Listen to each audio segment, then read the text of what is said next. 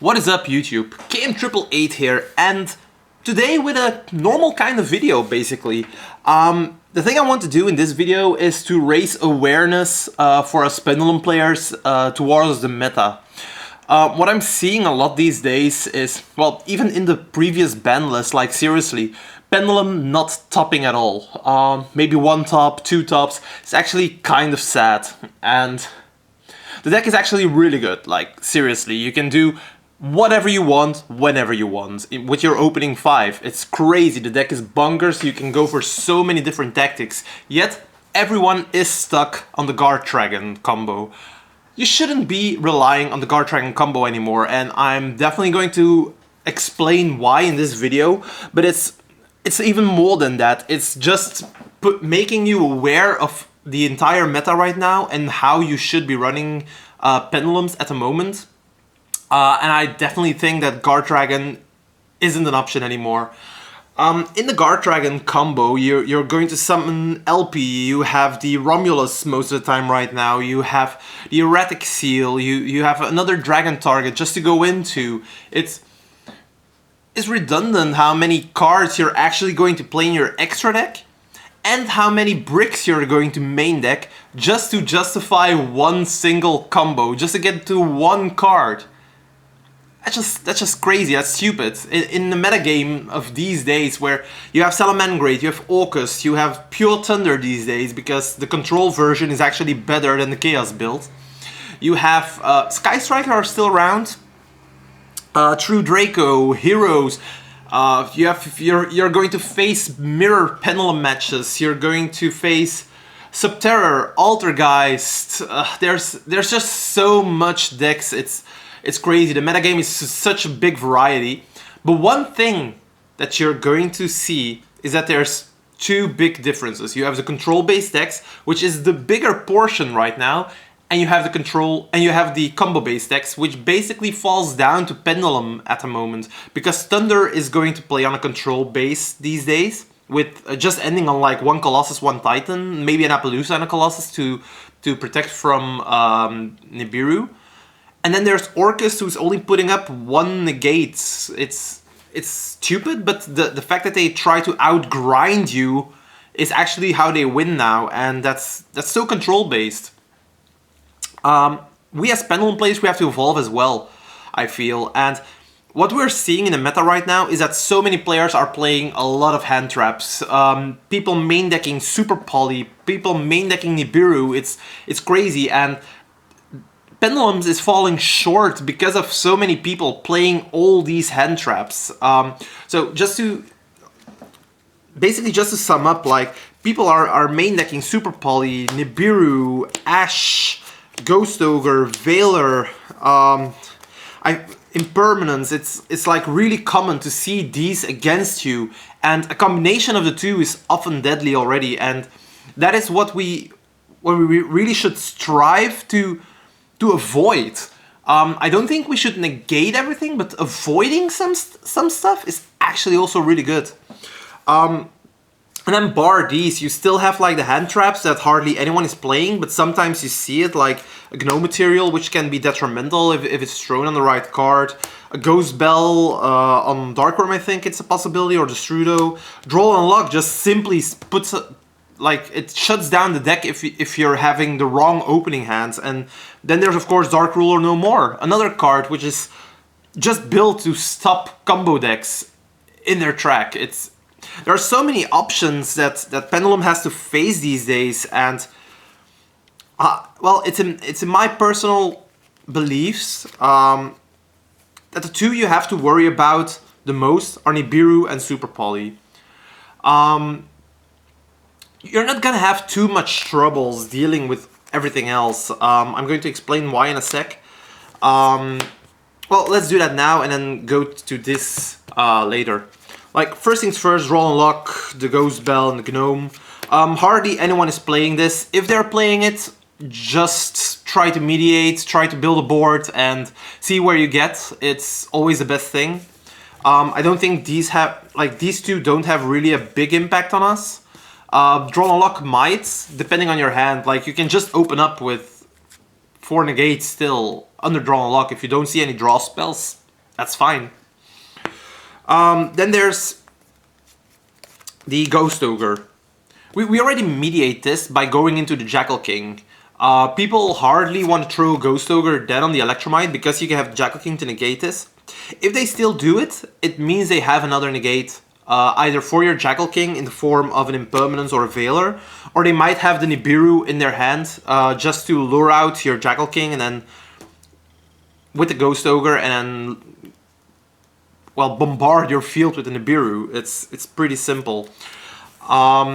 So yeah, it's basically like this combination is like really deadly. Like one of these three with the Nibiru is that's probably gonna do you in if you don't have the right cards, and you have to play around that. It's really hard, but you have to adjust your deck build.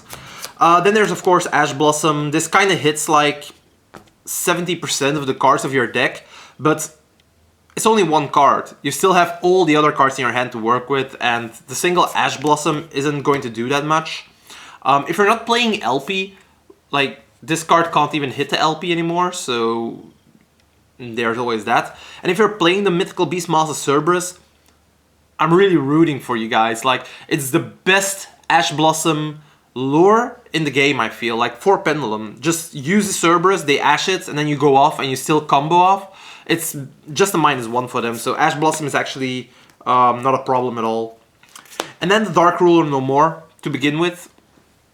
First things first, it is hardly played. Like, hardly anyone is playing it. I really don't get why people are so worried about this card. It's a card that isn't played anymore. There are a couple of builds, I guess, that are playing the card still, but I feel... First things first, you have to go up against a matchup that is playing this card. It isn't played as much, so it's like a low chance. Next to that, they have to draw this. And on top of that, they need to have the outs for your board that you've still made, because else next turn you're just gonna go Boral Sword and OTK anyways.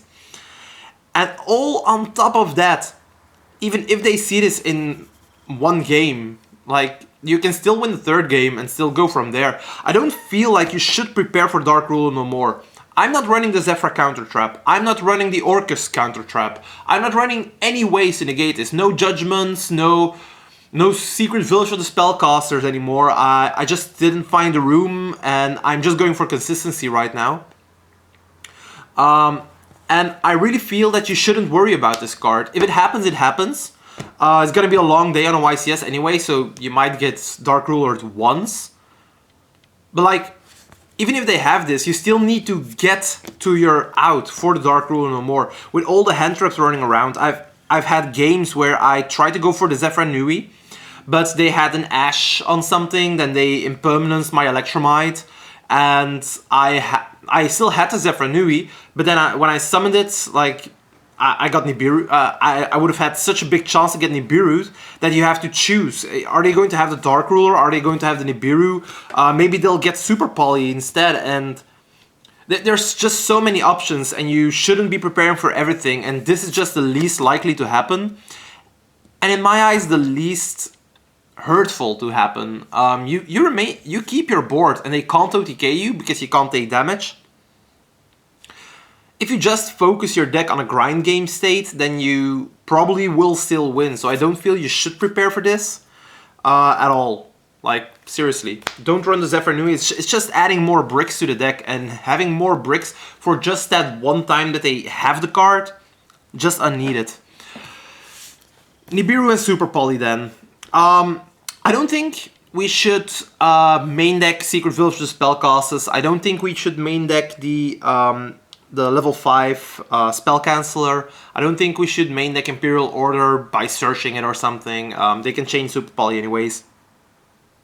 The way I feel as it is, you should play around it. Make your board so they can't Super Poly or that it just doesn't have effect. I often make a board these days where, well, first things first, you need to keep in mind what cards they are playing for Super Poly. 99% of the player base is only running either Starving Venom or the Predaplant Fusion or a combination of both. So you're only gonna face those two, and then there's like the 1% who's playing like a Mud Dragon, which would actually be better than Mud Dragon, but Let's just not tell them. So in general, the Predator Plant or the Starving Venom. The field that I tend to make is having the Appaloosa, so it's already a wind. They can't take that away, and it has 3-4 negates, depending on how good your hand was. I am running Mist Valley Apex Avians in my build, and I'll explain that later. But the theory is that whenever I draw Mist Valley Apex Avian, I don't need to go into Vortex Dragon because I already have an all-out negate, and I can use my resources for other kind of negates. Since I'm not running the Guard Dragon engine, my extra deck is way bigger, and I have way more flexibility in it, so I can run other stuff and just make sure that the board that I'm making is not too weak to Super Poly. I do realize that Starving Venom needs 2 darks, and like all your mythical beasts, the ones you want to get on the field, the Jackal King, the Endymion, they're darks, and it's hard to get them both on the field because you're afraid of Super Poly. But I feel that if you can extend enough to get like an Appaloosa, an all-out negate with either the Vortex or the or a Mist Valley Apex Avian, you can put up a Jackal King and or leave it there because you want it for the Nibiru. And if you have enough resources to actually go for the Endymion, definitely go for that. It's not a problem at all. Like if you have that many negates, Super Poly alone means that they drop 2 cards for Starving Venom, which you'll be able to negate easily. And then what are they going to do next? Like end their turn? Yeah, that's what I think. So yeah. In general, I feel like Super Poly isn't really a problem anymore if you just build your board the correct way. Don't be stupid in making your board. Don't run into Super Poly like with your eyes closed. And then next to that we have the Nibiru. Nibiru is probably the most common these days. A lot of people are main decking Nibiru even. I've seen fellow Pendulum players even main decking this because it's such an all-out card against some decks. If you happen to go second, you just play Nibiru and you win. If you go first, you can discard it with anything you want and you'll still win. But I feel we as players, we just have to watch out for Nibiru as a Pendulum player. The worst fucked up thing actually is when they have the Nibiru along with other hand traps, when they have Ogre, when they have Impermanence, when they have Veiler, or even the Ash Blossom in our most, in our worst situation where they hit the Servant. You're not getting a Jackal King that way, and Nibiru is just lurking and it's going to pick apart your fields. It's really sad. That's why in my build, I'm actually focusing on different kind of boards, and they have a double foundation in negating the Nibiru if they have it.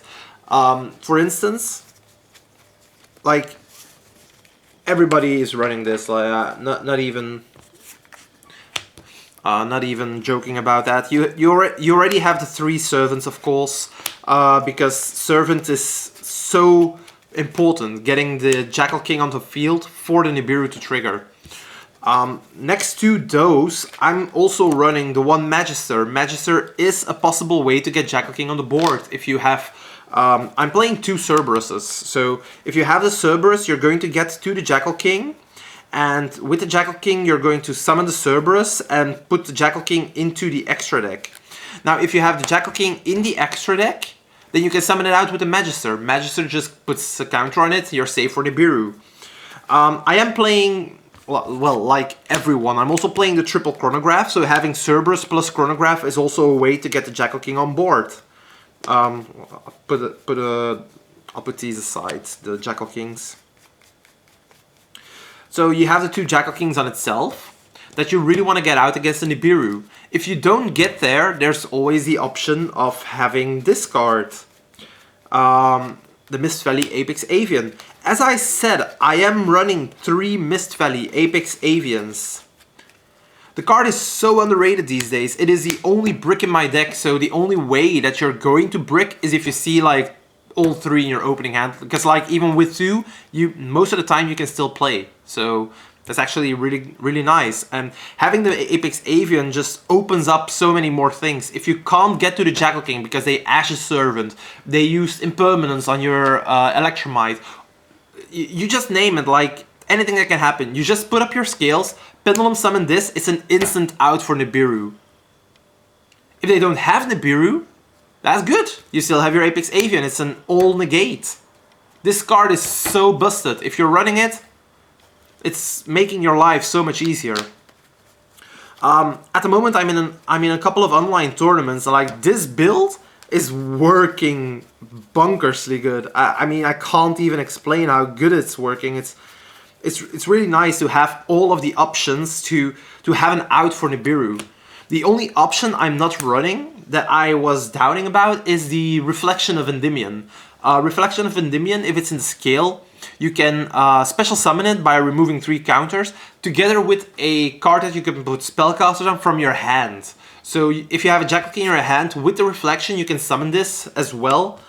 And on its own, Reflection is also a really good card against the meta, because Thunder Dragon is a thing, Orcust, so they can't protect with Dingirsu. You have the Sunlight Wolf, which they can't protect with Bailings.